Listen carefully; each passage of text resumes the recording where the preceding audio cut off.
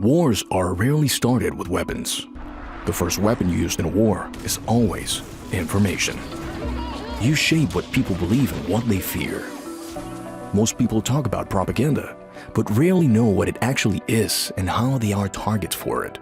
This is the topic of today's video, about how foreign powers have used it as a weapon against the United States and the 1938 federal law designed to stop it, known as FARA.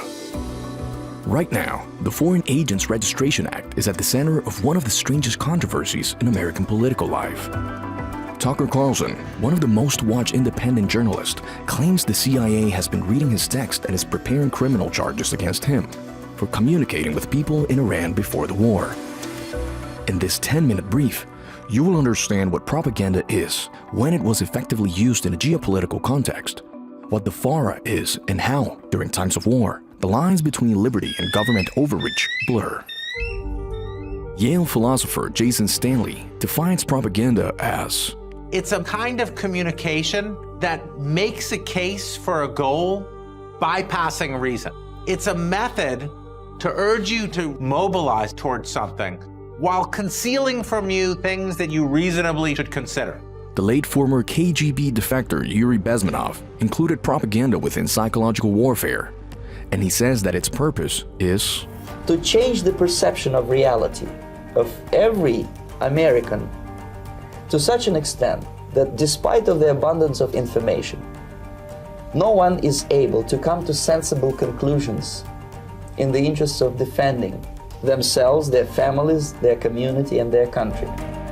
In the 1930s, Hitler's Minister of Public Enlightenment, Joseph Goebbels, built one of the mightiest state propaganda apparatuses in history, controlling press, film, radio, and books, all aimed at manufacturing consent for persecution and genocide. The United States also used it at that time. During World War II, the CIA before the CIA, the OSS, ran what historians call black propaganda. Fake German newspapers dropped over enemy territory, clandestine radio broadcasts designed to appear as German resistance. The Cold War went further. According to historical documentation of Operation Mockingbird, the CIA recruited American journalists, planted stories in domestic outlets, and used front organizations to shape public opinion. When exposed by the Church Committee in 1975, it simultaneously shook trust in both the intelligence community and the press.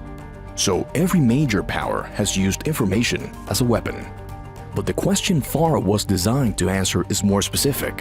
When a foreign government attempts to do it on American soil, how does a republic defend itself without becoming what it is defending against? But before we continue, let me ask you, are you liking this video so far? We're about to explain what FARA actually is. Take a second to subscribe to our channel, like this video, share it with your friends, and tell us what you think in the comments. By the mid-1930s, Nazi Germany was running an active propaganda operation on American soil. Congress grew alarmed. In 1938, President Roosevelt signed FARA into law. According to FARA's legislative history, the purpose was straightforward: to make foreign political influence visible. The law requires anyone acting as an agent of a foreign government in the United States to register with the DOJ and disclose their activities, clients, and compensation.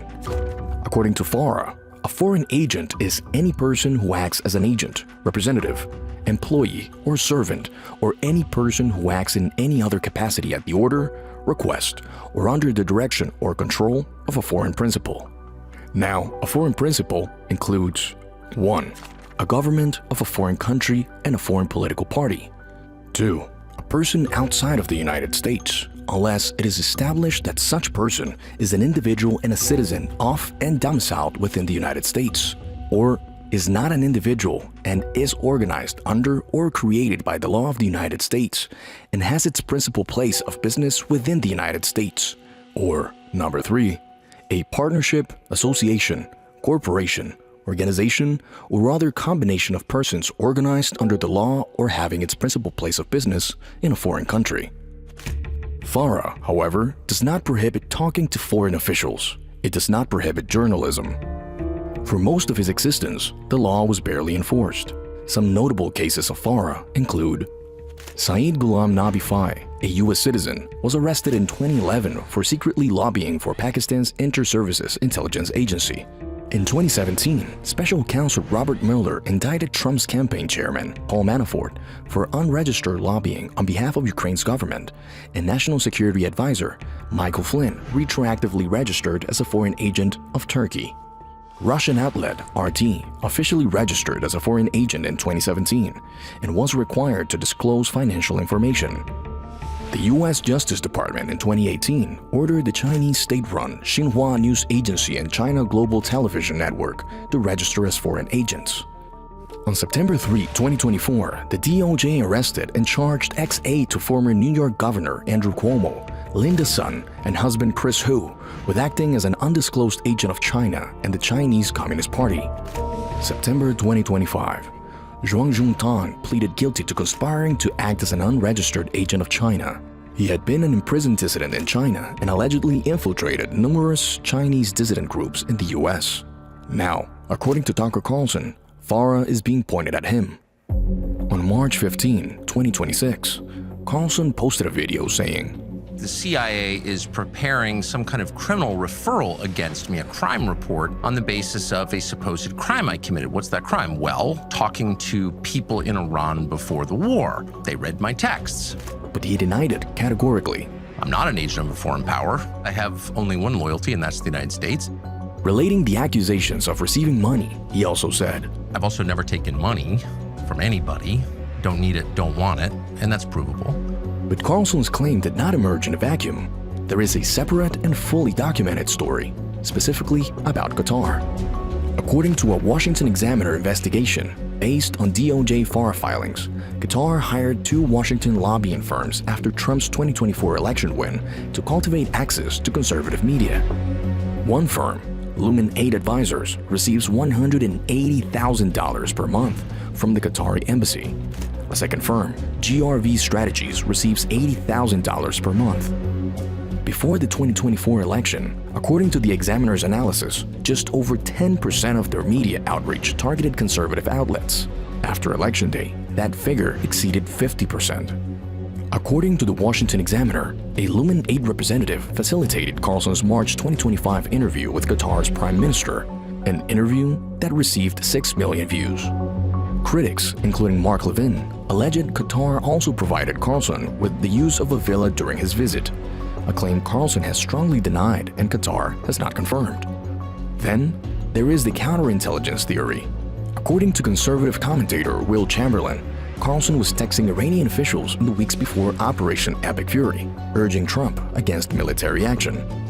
Trump met with Carlson at the White House at least 3 times in that period, according to the New York Times. The theory holds that Trump used those meetings to deliberately pass Carlson false information that he was bluffing about attacking Iran, and that Iranian leadership, trusting the back channel, gathered in person at a location U.S. intelligence had been hunting. That gathering, according to the theory, enabled a strike that killed Khamenei. Set Tucker Carlson aside for a moment, because the real problem here is bigger than any one man. According to a January 2025 analysis by legal scholar Nick Robinson in Lawfare, FARA has become what he calls a catch-all statute. The law is worded so broadly that, as civil liberties organizations swore the DOJ in formal comment, a Catholic bishop would seemingly need to register as a foreign agent to deliver a message from the Pope to his American congregation. A church was actually required to register for printing signs at the request of European congregants attending a March for Life rally in Washington. An open letter signed by the American Civil Liberties Union, Americans for Prosperity, and the Institute for Free Speech warned that FARA's overbreadth, quote, can undermine and chill First Amendment rights to speech and association. That is the sharpest irony in Tucker Carlson's case. Qatar's $260,000 a month lobbying operation is happening completely in the open, legally, because it registered and disclosed exactly what FARA requires. The law, now potentially aimed at Carlson, is the same law his facilitators satisfied without difficulty. FARA was designed from the very beginning, Robinson notes, not just as a transparency statute, but to have a politically silencing effect. That dual nature is what makes it so difficult to evaluate honestly. It has a legitimate purpose, but it has a documented history of abuse.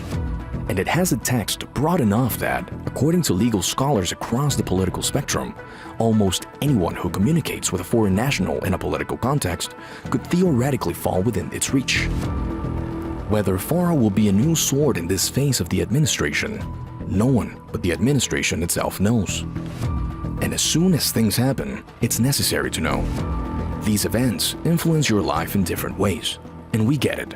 It's pretty hard to follow everything that is happening, so leave it to us. Click the link in the description and scan the QR code to get the latest updates on the world and ways to see the bigger picture of it all. See you in the next 10-minute brief.